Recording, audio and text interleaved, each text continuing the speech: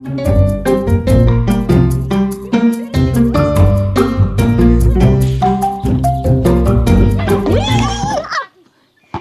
guys. За хэдүүлээ хүүхдүүдээс ижидийн орны тоглоомын талбай дээр шинээр тоглоом байгуулах юм бол ямар тоглоомтой болохыг хүсэж байгаа талаар мэдчих авцгаая. За явцгаая.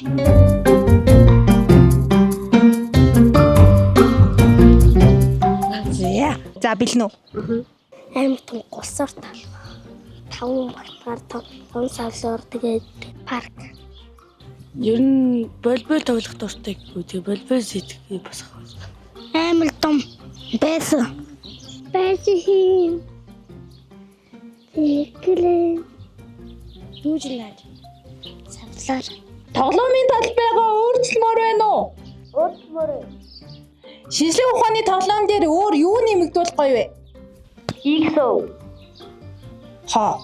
Игсөө гэдэг. Нөгөө хэлэг улсаар байдаг шүү дээ. Аха. Тэр бүр амар томор ингээл тэгэл хүүхдүүдэд зинжээ тоглуулад Амар удаан бодож дээ. Амар удаан бодож байна.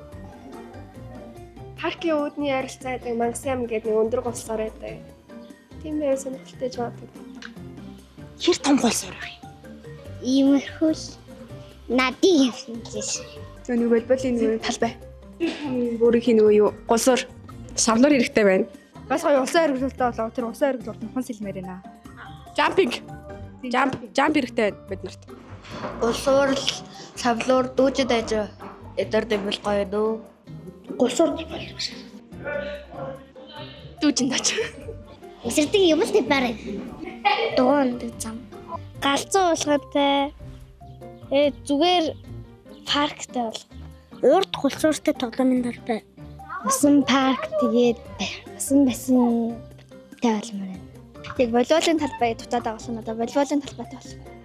Би ижидээнд усан парктай болохыг хүсэж байна. Алсыг хараагч галзуу уулганд гэх мэт нөгөө парктай дэг тоглоомтой болох гэж байна.